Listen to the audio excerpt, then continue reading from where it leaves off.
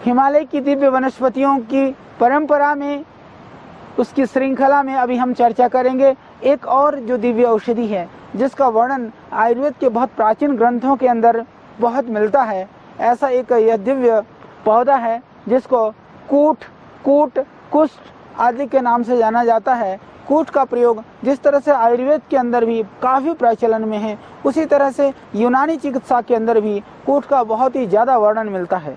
इसकी मूल का ज़्यादा हम प्रयोग करते हैं, बाकी इसके पत्ते आदि का भी गुण जो है, ये स्किन रोगों के ऊपर जो कूट का पत्ता होता है, यदि इसको पीस करके उसका रस निकाल करके कितनी भी भयानक एक्जिमा हो, कितनी भी भयानक खुजली हो, तो उस खुजली में, उस एक्जिमा में नियमित रूप से लगाने से पूरा लाभ मिलता है। तो खुजली के लिए लाभकारी यह पौधा, शरीर को ताकत देने वाला यह एक दिव्य पौधा है जो हमारे हिमालयी क्षेत्रों में ही पाया जाता है।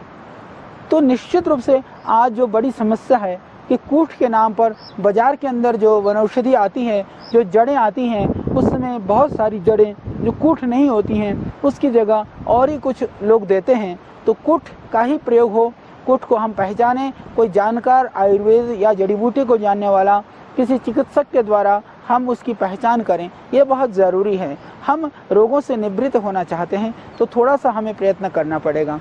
प्राचीन काल में भी हमारे प्राचीन जो ग्रंथ हैं, आयुर्वेद के जो प्राचीन हमारे शास्त्र हैं, उन शास्त्रों के अंदर भी इसका काफ़ी वर्णन है और आयुर्वेद के ग्रंथों के अंदर इसको बहुत ही कामोद्दीपक माना गया है। तो इसको यदि इसको पाउडर करके और उसको यदि किसी तेल में या फिर मक्खन आदि में मिला करके भी शरीर में मलते हैं तो उससे जो स्नायु की जो शक्ति है, रक्त संचार है, वो बहुत बढ़ जाता है।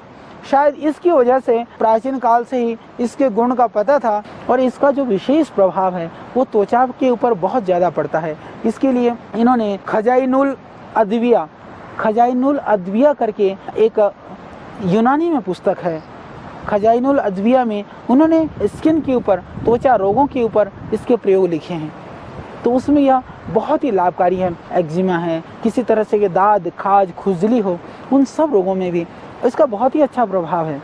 यदि पत्तों को कूट करके भी, रस निकाल कर भी, जैसे मैंने कहा कि लगा सकते हैं, अगर कूट नहीं है तो उसकी जड़ को भी घिस करके आप अपने दांत, खाज और खुजली में लगा सकते हैं, तो उससे पूरा उसमें लाभ होगा। और जो घाव है, जो घाव नहीं भरता है, उस घाव को भरने के लिए भी कूट की जड़ बहुत ही लाभकारी है और बहुत ही कारगर है। तो उन सभी चीज़ों में इस कूट से लाभ पा सकते हैं। और विशेष करके जैसे कि मैंने कहा कि जिनके मुंह में झाइयाँ हैं या एक्जिमा है, किसी तरह की एलर्जी है या जिनको स्किन प्रॉब्लम है, इसको घिस करके चंदन की तरह से या पानी में घिस करके इसको चेहरे पर लगा करके आप अपनी चेहरे की कांति को बढ़ा सकते हैं, त्वचा रोग को दूर कर सकते हैं। तो यह एक हिमालय की दिव्य वनस्पति के विषय में मैंने आपको दी जानकारी।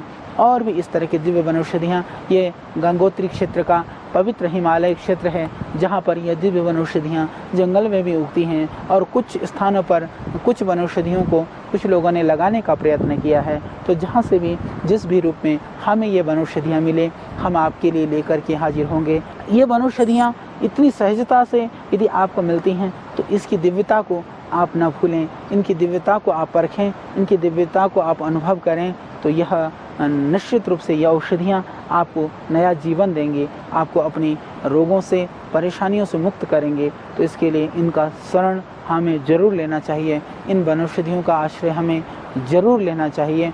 तो इनका आश्रय लेते हुए हम अपने आप को स्वस्थ बना सकें। शरीर माध्यम खलु धर्म साधनम, कि शरीर, धर्म आदि संसार के सभी साधनों का मूल साधन है। तो संसार के सभी संसाधनों को प्राप्त करने के लिए शरीर ठीक होना बहुत ज़रूरी है। तो आप अपने स्वस्थ शरीर, स्वस्थ मन, स्वस्थ विचार के द्वारा स्वस्थ देश का निर्माण कर सकते हैं, समृद्ध देश का निर्माण कर सकते हैं। तो आपके स्वास्थ्य के लिए, आपको निरामय बनाने के लिए ये हमारा प्रयत्न है।